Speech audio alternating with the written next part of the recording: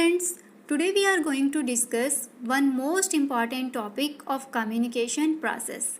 Communication process में हम लोगों ने कम्युनिकेशन के बारे में डिस्कस कर लिया, कम्युनिकेशन की प्रोसेस क्या होती है, सेंडर, रिसीवर, एनकोडिंग, डिकोडिंग, ये सारे पॉइंट्स हम लोगों ने एक्सप्लेन कर दिए थे। अब मैं आप लोगों को बताती हूँ बैरियर्स इन कम्युनिकेशन कि जो कम्युनिकेशन करते टाइम जो बैरियर्स आती है, जो हार्डल्स आते हैं, वो कितने टाइप्स की होती हैं। तो कम्युनिकेशन चैप्टर में मेजर जो चीज़ें हमारी आती है प्रोसेस और बैरियर्स इन कम्युनिकेशन ही आती है। तो आज हम लोग डिस्कस करेंगे बैरियर्स इन कम्युनिकेशन को कि बैरियर्स क्या चीज़ होती है। बैरियर से पहले एक बार दोबारा से मैं आपको बता देती हूँ कि कम्युनिकेशन क्या होता है, क्योंकि जब तक हमें कम्युनिकेशन के बारे में ही पता नहीं होगा तो हम बैरियर्स को भी इजीली अंडरस्टैंड नहीं कर पाएंगे। तो कम्युनिकेशन क्या होती है? कम्युनिकेशन एक प्रोसेस होती है जिसमें हम लोग अपने आइडियाज़ को, अपने सजेशंस को, अपनी फीलिंग्स को किसी दूसरे पर्सन के साथ में शेयर करते हैं। तो वो प्रोसेस हमारी कहलाती है क्या? कम्युनिकेशन। यानी कि यहाँ पर ट्रांसफ़र किया जाता है चीज़ों का। किन चीज़ों का? फीलिंग्स का, सजेशंस का, आइडियाज़ का, ऑर्डर्स का। ठीक है, तो वो कहलाती है हमारी कम्युनिकेशन प्रोसेस। जैसे मेरे अंदर कोई चीज़ चल रही है, मन में मैं कोई चीज़ सोच रही हूँ और मैं अपने फ्रेंड के साथ में उस चीज़ को शेयर कर लेती हूँ, तो इससे क्या होगा? मेरा मन हल्का हो जाता है। एक बॉस जो होता है उसको ऑर्डर देना है अपने सबॉर्डिनेट्स को, तो वो क्या करता है? ऑर्डर को ट्रांसफ़र करता है। तो ये सारी चीज़ें हमारी कम्युनिकेशन के अंडर ही आती है। तो कम्युनिकेशन क्या चीज़ है? जिसमें दो या दो से ज़्यादा पर्सन्स जब आपस में चीज़ों को ट्रांसफ़र करते हैं तो वो हमारी कम्युनिकेशन कहलाती है। ठीक है, कम्युनिकेशन प्रोसेस हमने बताया था कि सेंडर क्या करता है? मैसेज भेजता है। मैसेज के लिए उसको एक मीडिया लेना पड़ता है, एनकोडिंग डिकोडिंग करनी पड़ती है। देन रिसीवर के पास मैसेज पहुंचता है और उसके बाद हम उससे फीडबैक लेते हैं कि उसको वो मैसेज समझ आया या नहीं आया। लेकिन कई बार क्या होता है, सेंडर जब मैसेज सेंड करता है तो रिसीवर तक पहुंचते पहुंचते उसमें बहुत सारी चीज़ें या तो ऐड हो जाती है या लेस हो जाती है, या किसी भी तरीके की बहुत सारी हार्डल्स आ जाती है, बहुत सारी बैरियर्स आ जाती है, जिसकी वजह से वो जो मैसेज है हमारा वो रिसीवर तक नहीं पहुंच पाता। तो वही हमारी बैरियर्स कहलाती हैं। तो आइए हम डिस्कस करते हैं कि ये बैरियर्स कौन कौन से टाइप्स की होती हैं। क्लासिफिकेशंस ऑफ बैरियर्स में, क्लासिफिकेशन ऑफ बैरियर्स में हमने कुछ बैरियर्स को इंक्लूड किया हुआ है, जैसे personal barriers, semantic barriers, psychological barriers, organisational barriers. ये बैरियर्स हमारी क्लास 12 सीबीएसई बोर्ड के लिए आती है। और अगर हम इसी चैप्टर को मास्टर लेवल के लिए अपना रेडी करते हैं, प्रिपेयर करते हैं, तो उसमें 2 बैरियर्स हमारी और इंक्लूड हो जाती है, जिसमें हमारी कल्चरल बैरियर्स या लैंग्वेज रिलेटेड बैरियर्स और सेकंड हमारा मैकेनिकल बैरियर्स भी इंक्लूड होती है। तो आज इनको हम डिटेल में स्टडी करते हैं। पहली हमारी बैरियर्स आती हैं सिमेंटिक बैरियर्स। सिमेंटिक बैरियर्स बोले या लैंग्वेज रिलेटेड बैरियर्स हम बोले, वो हमारी सिमेंटिक में ही इंक्लूड की जाती हैं। ठीक है, तो बहुत सारी ऐसी बैरियर्स होती हैं जो लैंग्वेज से रिलेटेड होती है। सिमेंटिक रिलेटेड जो बैरियर्स होती है उस वजह से भी सेंडर रिसीवर को सही चीज़ें कन्वे नहीं कर पाता, या बीच में कोई भी बैरियर्स आने से जो रिसीवर है वो अच्छे से उस चीज़ को अंडरस्टैंड नहीं कर पाता। तो वो कौन कौन से टाइप्स होते हैं, कौन कौन से पॉइंट्स होते हैं जिससे हमें पता लगेगा कि ये सिमेंटिक बैरियर्स में आती है। क्योंकि जब भी बोर्ड एग्जाम्स में या फिर यूनिवर्सिटी एग्जाम्स में जब क्वेश्चंस पूछे जाते हैं तो उसमें हमें आइडेंटिफाई करना होता है कि ये कौन सी टाइप्स ऑफ बैरियर्स है। तो इसलिए पहले हमें उसका मीनिंग समझना होगा। तो आइए पहले देख लेते हैं सिमेंटिक बैरियर्स के टाइप्स को। सिमेंटिक बैरियर्स में हमने फर्स्ट पॉइंट इंक्लूड किया बैडली एक्सप्रेस्ड मैसेज, यानी कि अगर सेंडर जो मैसेज सेंड करना चाहता है वो बैडली एक्सप्रेस उसको करता है, यानी कि सामने वाले को वो समझ ही नहीं आता, रॉन्ग इंटरप्रिटेशन ऑफ मैसेज अगर वो करता है, तो इस वजह से भी बैरियर्स या हार्डल्स अराइज होती हैं। अब क्या क्या हो सकता है इसमें? जैसे रॉन्ग चॉइस ऑफ वर्ड्स हो गई, हमने वर्ड्स ही ऐसे चूज कर लिए जो सामने वाले को गलत लगते हो, या हमने सिविल वर्ड्स को यूज किया। ठीक है, रॉन्ग सीक्वेंस ऑफ सेंटेंसेस हमने यूज किया, या बार बार हम उस चीज़ को रिपीट करते रहते हैं, मतलब हर सेंटेंस में सेम पॉइंट्स को बार बार हम लोग रिपीट करते हैं, तो उस वजह से जो रिसीवर है वो उसको अंडरस्टैंड नहीं कर पाता और इससे क्या होगा? बैरियर्स बन जाएंगी। यानी कि आपका जो चीज़ आप कन्वे करना चाहते हो वो रिसीवर तक प्रॉपर वे में नहीं जा पाएगी। ठीक है। सेकेंड पॉइंट हमारा आता है सिंबल्स और वर्ड्स विद डिफरेंट मीनिंग्स। जब भी हम कम्युनिकेशन करते हैं तो बहुत सारे सिंबल्स, बहुत सारे वर्ड्स का यूज करते हैं। तो अगर हम ऐसे वर्ड्स या ऐसे सिंबल्स को सिलेक्ट करते हैं जिसके एक से ज़्यादा मीनिंग निकलते हैं, तो यहाँ पर चांसेस है कि रिसीवर उसको हो सकता है किसी दूसरे मीनिंग में समझ ले और सेंडर उसको किसी दूसरे मीनिंग की वजह से उसको सेंड करना चाहता हो। तो यहाँ पर ये जो गैप आया अंडरस्टैंड करने का, वो भी हमारी बैरियर बन जाती है। जैसे यहाँ पर मैंने एक एग्जाम्पल डाला हुआ है वैल्यू का। वैल्यू जो वर्ड होता है इंग्लिश का, इसका अपने सेंटेंस के साथ जुड़कर एक दूसरा मीनिंग बन जाता है। What is the value of computer education these days. तो यहाँ पर वैल्यू का मतलब क्या है, महत्व, कि भाई इन दिनों जो कंप्यूटर एजुकेशन है उसका क्या महत्व है। सेकंड मैंने बोला what is the value of this mobile set, भाई इस मोबाइल सेट का मूल्य क्या है, प्राइस क्या है। तो यहाँ पर वैल्यू का मतलब क्या है, मूल्य। ठीक है। या एक और सेंटेंस मैंने बनाया वैल्यू आर फ्रेंडशिप, अपनी फ्रेंडशिप की वैल्यू करो, मतलब कि हमारी जो फ्रेंडशिप है उसकी कदर करो। तो यहाँ पर जो वैल्यू वर्ड है, इस वैल्यू ने एक से ज़्यादा मीनिंग निकाल दिए। अब ये नहीं समझ आया कि मैंने कौन सा वैल्यू भेजा और रिसीवर ने कौन सा वाला वैल्यू जो है वो उसको एक्सेप्ट कर लिया या फिर उसको अंडरस्टैंड कर लिया। तो इसी तरीके से बहुत सारे ऐसे सिंबल्स होते हैं, बहुत सारे ऐसे वर्ड्स होते हैं। जैसे आजकल आप लोगों ने देखा हुआ है व्हाट्सएप पे, फेसबुक पे हम लोग इमोजीज हैं उनको हम भेजते हैं। जैसे कि हैप्पी हो गया, स्माइली हो गया, सैड हो गया, है ना। ऐसे ही एंगर का हो गया, ऐसे ही क्राइंग का हो गया। तो इसमें क्या है, ज़रूरी थोड़ी ना कि सामने वाले पर्सन को भी सारे के सारे सिंबल्स का पता हो कि इसका मीनिंग क्या है। तो काफ़ी बारी होता है हमने भेजा कुछ है लेकिन सामने वाला उसको कुछ समझ लेता है। तो इस वजह से जो प्रॉब्लम्स अराइज होती हैं वो भी हमारी सिमेंटिक बैरियर्स में ही इंक्लूड की जाती हैं।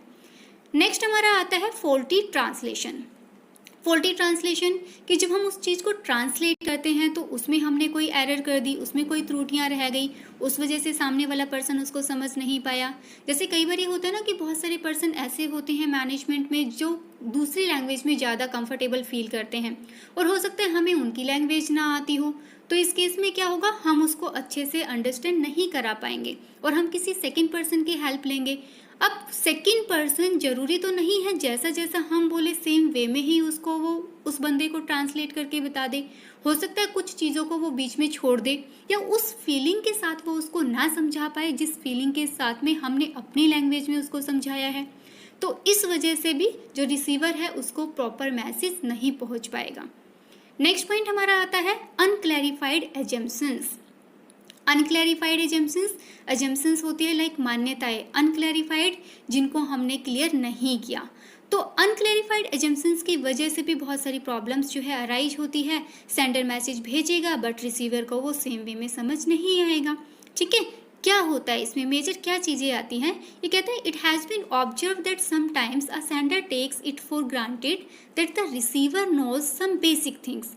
हम कई बार क्या अंदाज़ा लगा लेते हैं कि भाई सामने वाले को बेसिक चीज़ों का तो पता ही होगा, तो इतना इनफ है कि हम सिर्फ उसको मेजर सब्जेक्ट मैटर बता दें, यानी कि ज़रूरी नहीं है कि बेसिक चीज़ों को ही हम उसको समझाएं।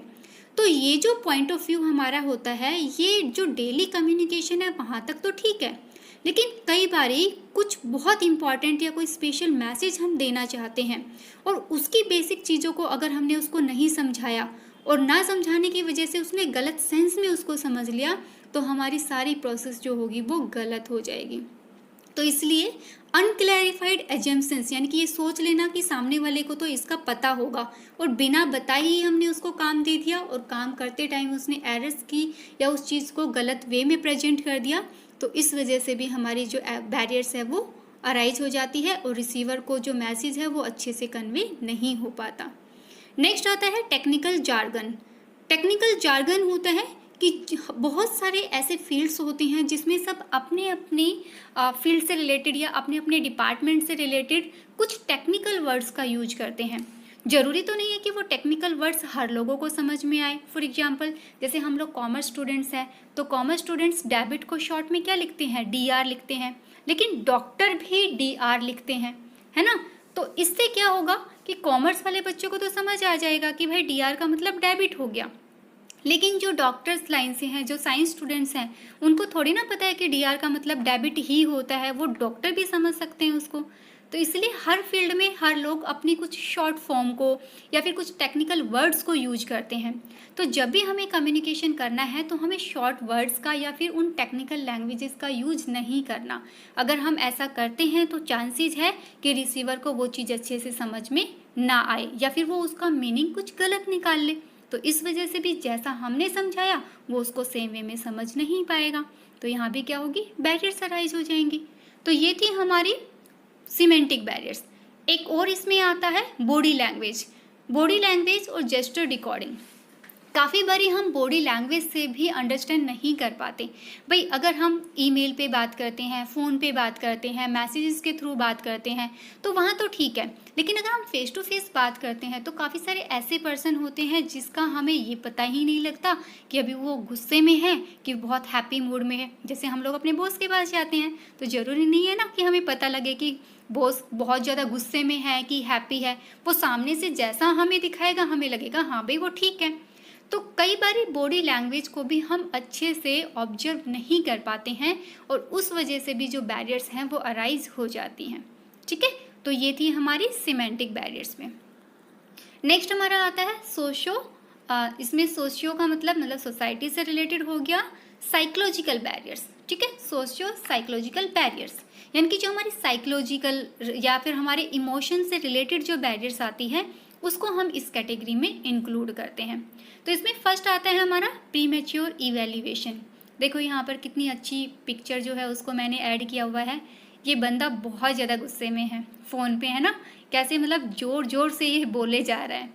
हो सकता है बेचारा कोई सबॉर्डिनेट हो, बॉस ने बहुत सारा काम इसको दे दिया और ये बहुत ज़्यादा फ्रस्ट्रेट होकर उसको आंसर दे रहा है। तो यहाँ पर क्या है, इमोशनल बैरियर्स हैं, यानी कि हमारे इमोशन से रिलेटेड है, हमारी साइकोलॉजी से रिलेटेड जो बैरियर्स आती हैं वो भी रिसीवर को इम्पैक्ट डालती है। कैसे डालेंगी हम पॉइंट्स में एक्सप्लेन कर लेते हैं। पहला पॉइंट हमारा आता है प्रीमेच्योर इवैल्यूएशन।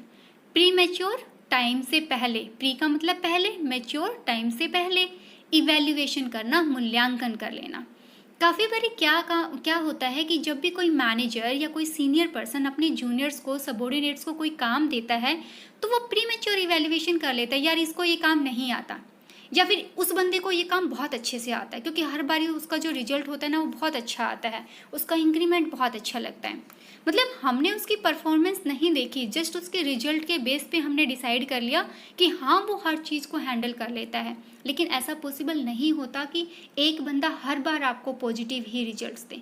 ठीक है, तो प्रीमेच्योर इवैल्यूएशन की वजह से भी जो रिसीवर है उसको प्रॉब्लम होती है क्योंकि हमने इवैल्यूएशन कर लिया, उसको हमने कुछ बताया नहीं और जो हमारा कम्युनिकेशन है वो फेल हो जाएगी। नेक्स्ट आता है lack of attention. Lack of attention, ध्यान में कमी, ध्यान ना देना। जब बंदा बात कर रहा है, मैं उससे बात कर रहा हूँ, वो किसी और से बात करने में बिजी है। जैसे कई बार होता है ना, हम बॉस के ऑफिस में जाते हैं, बॉस अंदर आने की परमिशन तो दे देता है लेकिन वो फ़ोन पे लगा हुआ है किसी क्लाइंट के साथ में या अपनी वाइफ के साथ में या XYZ किसी के साथ में भी। और हम कोई फाइल देने उनको जाते हैं, हमने बोल दिया सर यहाँ पर सिग्नेचर करना है, उन्होंने ध्यान ना दे के जस्ट ओके कर दिया, हाँ ठीक है मैं कर दूंगा, और चला गया। ठीक है, हमारे जाने के बाद हमने देखा किसी दूसरे पेज पर ही उन्होंने साइन कर दिया, यानी कि सारा काम जो क्या है वो पानी में कर डाल दिया उन्होंने, यानी कि सब पर पानी फेर दिया। अब यहाँ पर क्या होगा, डांट तो सबॉर्डिनेट को ही लगेगी कि भाई तुमने अच्छे से बताया क्यों नहीं।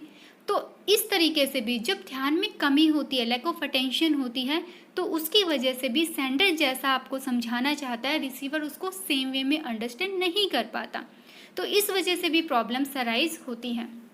नेक्स्ट आता है loss by transmission. Loss by transmission का मतलब होता है जब हम उसको ट्रांसमिट करते हैं, मतलब हम जब चीज़ों को देते हैं तो बीच में बहुत सारे जो हम मीडियम्स यूज करते हैं, उन मीडियम्स की वजह से भी रिसीवर तक सेम जो ट्रुथ के साथ में जो मैसेज है वो नहीं पहुंच पाता। रिटेंशन जो है उसमें वो बहुत ही पुअर हो जाती है। जैसे मैंने अपने से जूनियर को बोला, उसने उससे अपने से नीचे वाले को बोला, उसने अपने से नीचे वाले को बोला, एट देन लास्ट में वो फाइनल रिसीवर तक गया। तो हो सकता है उसमें जो बीच में जो मीडिएटर्स हैं उन्होंने किसी चीज़ को ऐड कर दिया या किसी चीज़ को लेस कर दिया, जिस वजह से जिस फीलिंग के साथ सेंडर ने वो चीज़ सेंड की थी, रिसीवर सेम फीलिंग के साथ, सेम इमोशंस के साथ में उसको अंडरस्टैंड नहीं कर पाता। तो यहाँ भी इसकी वजह से प्रॉब्लम्स अराइज हो जाती हैं। नेक्स्ट आता है डिस्ट्रस्ट। ये मोस्ट इम्पॉर्टेंट पॉइंट है सीबीएसई क्लास 12 के पॉइंट ऑफ व्यू से। डिस्ट्रस्ट का मतलब होता है किसी पर विश्वास ना करना। काफ़ी बारी मैनेजर जो है वो अपने सबॉर्डिनेट्स पर विश्वास नहीं कर पाते और जिसकी वजह से दोनों के बीच में जो अंडरस्टैंडिंग है वो अच्छे से नहीं हो पाती। ठीक है, यानी कि अपोजिट मीनिंग्स निकालने के चांसेस ज़्यादा होते हैं। उसने बोला कुछ, उसने बेचारे ने बहुत अच्छे से समझाया, लेकिन मैनेजर को लगता है नहीं यार इसको थोड़ी ना पता होगा ये चीज़ें। वो उस पर विश्वास ना करके अपने तरीके से काम को कर देता है और अपने तरीके से काम करने से जो भी प्रोसेस है वो रॉन्ग हो जाती है या वो ऑब्जेक्टिव जो वो अचीव करना चाहता है उसमें वो सक्सेस नहीं हो पाता। ठीक है, सबॉर्डिनेट ने तो बहुत अच्छे से चीज़ बताई थी, अपना मेथड बताया था, बट डिस्ट्रस्ट की वजह से मैनेजर ने अपने तरीके से काम करना ज़्यादा अच्छा समझा और उस वजह से जो ऑब्जेक्टिव है उसको वो अचीव नहीं कर पाया। तो इस वजह से भी काफ़ी बड़ी प्रॉब्लम्स अराइज होती हैं। ये थी हमारी साइकोलॉजिकल बैरियर्स। नेक्स्ट हमारी आती है ऑर्गेनाइजेशनल बैरियर्स। ऑर्गेनाइजेशनल बैरियर्स जैसे हमें नाम से ही पता होता है जो ऑर्गेनाइजेशन से रिलेटेड होती है, लाइक ऑर्गेनाइजेशनल पॉलिसीज हो गई। हम ऑर्गेनाइजेशन में बहुत सारी पॉलिसीज बनाते हैं जो कि हमारे पर्टिकुलर डिपार्टमेंट से रिलेटेड होती है, लाइक हमारी सेल्स पॉलिसी हो गई, परचेज पॉलिसी हो गई, मार्केटिंग पॉलिसीज हो गई। ठीक है, तो इसकी वजह से भी बहुत सारी प्रॉब्लम्स अराइज होती है। फॉर एग्जाम्पल, मैंने एक सेल्स पॉलिसी बना दी कि आज के बाद जो भी सेल कंपनी में होगी वो सारी की सारी कैश में होगी, क्रेडिट में कोई भी सेल नहीं होगी। अब एक क्लाइंट ऐसा है जो काफ़ी सालों से हमारे साथ डीलिंग करता है, टाइमली हमारी पेमेंट करता है, उसके साथ बहुत अच्छे रिलेशनशिप हमारे हैं, बट पॉलिसी की वजह से चाहते हुए भी मैं उसको अब क्रेडिट में सेल नहीं कर पाऊंगी। इससे क्या होगा, फ्यूचर में वो हमारे साथ ट्रेडिंग नहीं करेगा, तो इससे बिजनेस को बहुत ज़्यादा नुकसान होने के चांसेस होते हैं। तो अगर ऑर्गेनाइजेशन के अंदर इस तरीके की पॉलिसीज़ बना दी जाती है तो उससे भी जो रिसीवर है वो ढंग से चीज़ को समझ नहीं पाएगा और जो हमारा ऑब्जेक्टिव है उसको हम अचीव नहीं कर पाएंगे। नेक्स्ट आता है रूल्स एंड रेगुलेशंस। भाई रूल्स एंड रेगुलेशंस का तो सभी को पता है, बहुत ज़्यादा स्ट्रिक्ट रूल एंड रेगुलेशंस होंगे तो वहाँ प्रॉब्लम्स होंगी ही होंगी, है ना। थोड़ा lenient होगा तो वहाँ पर फिर भी चांसेस हैं कि चीज़ें जो है वो अंडर कंट्रोल हो जाए। तो जो स्ट्रिक्ट रूल्स एंड रेगुलेशंस बनाए जाते हैं कई बार उनकी वजह से भी बहुत सारी प्रॉब्लम्स, बहुत सारी जो बैरियर्स है वो अराइज होती हैं। नेक्स्ट आता है स्टेटस। स्टेटस का मतलब होता है लेवल। जैसे फॉर्मल डिविजन्स वगैरह हम बना देते हैं तो उससे रिलेटेड, जैसे टॉप टू बॉटम एक हायरार्की होती है, स्केलर चेन जो होती है उसके अकॉर्डिंग। तो जो हमारी हायरार्की होगी बहुत ज़्यादा जो है लॉन्ग होगी या फिर बहुत लंबी प्रोसेस लेती होगी, बहुत लंबा हायरार्की या सीक्वेंस वो फॉलो करती है, तो उस वजह से भी बहुत सारी प्रॉब्लम्स अराइज होती ही होती है। क्योंकि डायरेक्टली जो सबऑर्डिनेट है सीनियर मैनेजर को अपने डायरेक्टली या किसी मैनेजर को वो कॉल नहीं कर सकता, उसको अपना जो डिपार्टमेंट है उसके मैनेजर को बोलना पड़ेगा, देन वो अपने सीनियर को बोलेगा, देन अपने सीनियर को बोलेगा और लास्ट में जाके वो मैनेजमेंट तक चीज़ पहुंचेगी। तो इसमें बहुत सारा टाइम जो है वो वेस्ट हो जाता है। तो ये जो हायरार्की होती है, जो स्केलर चेन होती है, ये भी बहुत सारा टाइम ले लेती है, जिस वजह से काफ़ी बारी जो ऑब्जेक्टिव्स है उसको हम टाइमली अचीव नहीं कर सकते। तो इससे भी बहुत सारी प्रॉब्लम्स अराइज होती हैं। ठीक है, नेक्स्ट आता है complexity in organisational structure. Organisational structure like जैसे डिविजनल हो गया, फंक्शनल स्ट्रक्चर हो गया।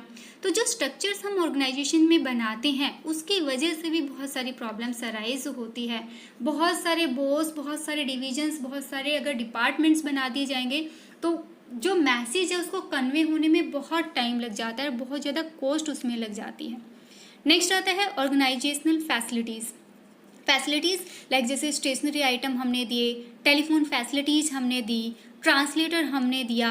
अगर इनमें कोई प्रॉब्लम होती है या फिर ये टाइमली हमें अवेलेबल नहीं हो पाते तो इस वजह से भी काफ़ी बड़ी जो प्रॉब्लम्स है कम्युनिकेशन में वो आती है और हम अपने ऑर्गेनाइजेशनल गोल्स को अचीव नहीं कर सकते। तो ये भी हमारी बैरियर्स में इंक्लूड की जाती हैं।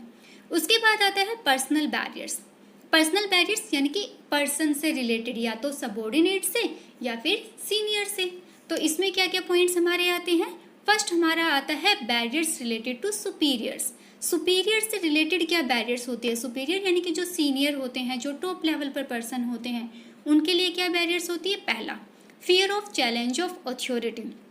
उनको जो फियर होता है चैलेंज करने का अथॉरिटी का, काफ़ी बारी क्या होता है कि हर पर्सन जो है वो चाहता है कि भाई ऑफिस में उसको बहुत अच्छी डेजिग्नेशन मिले, सब उसकी बहुत ज़्यादा रिस्पेक्ट करे। तो काफ़ी बार उसके अंदर जो वीकनेसेस होती हैं वो उसको कंसील करता है, छुपाता है, बताता नहीं है। तो जब भी कोई डिस्कशन होता है तो उसको चीज़ें पता है, वो अपना ओपिनियन रख सकता है, लेकिन उसको ये डर है कि कहीं गलत हो गया तो लोग क्या सोचेंगे, इसको ये भी नहीं आता, ये तो टॉप लेवल पर बैठा हुआ है, खुद को मैनेजर समझता है, लेकिन इसको ये चीज़ भी नहीं पता है। तो सिर्फ उस डर की वजह से, वो अपनी अथॉरिटी के डर की वजह से कई बारी बहुत सारी चीज़ों में कंट्रीब्यूट नहीं कर पाता, अपने सजेशंस नहीं दे सकता, अपने ओपिनियन नहीं रख पाता। ठीक है, तो इससे भी कम्युनिकेशन बैरियर्स अराइज होती हैं। सेकेंड आता है lack of confidence in subordinate. Same point देखो यहाँ पर दोबारा से आ गया कि अगर हमें कॉन्फिडेंस नहीं है अपने सबऑर्डिनेट्स के ऊपर तो उसकी वजह से भी प्रॉब्लम्स अराइज होगी। हम किसी पर कॉन्फिडेंस नहीं रखते, हम किसी पर ट्रस्ट नहीं करते, सारा काम खुद ही करना पसंद करते हैं, तो इससे क्या होगा, हम ही सारे दिन काम में उलझे रहेंगे। डेलीगेशन नहीं होगा तो ऑर्गेनाइजेशन कैसे काम करेगी, बंदे पे बर्डन बहुत ज़्यादा आ जाएगा, बर्डन होगा तो वो फ्रस्ट्रेट भी बहुत ज़्यादा होगा और वो प्रॉपरली काम नहीं करेगा और ऑर्गेनाइजेशनल ऑब्जेक्टिव्स को अचीव नहीं कर पाएगा। नेक्स्ट हमारा आता है barriers related to subordinates. Subordinate से रिलेटेड क्या क्या बैरियर्स होती है। पहला, अनविलिंगनेस टू कम्युनिकेट। कई बार क्या होता है, जब भी मीटिंग होती है या कोई ग्रुप डिस्कशन होता है तो जो वर्कर्स होते हैं या सबऑर्डिनेट्स होते हैं वो विलिंग नहीं रखते, मतलब इच्छा नहीं होती कम्युनिकेट करने की, ज़बरदस्ती उनको उस टॉपिक में बोलने के लिए बोल दिया जाता है। तो इससे क्या होगा, या तो वो बोलेंगे ही नहीं, या बोलेंगे तो वो फैक्ट नहीं बोलेंगे, कोई भी चीज़ बना के कुछ भी बोल देंगे, जो कि ऑर्गेनाइजेशन का टाइम भी ख़राब करेगी, कॉस्ट भी ऑर्गेनाइजेशन की ज़्यादा आएगी और सॉल्यूशन भी अच्छा नहीं निकल पाएगा।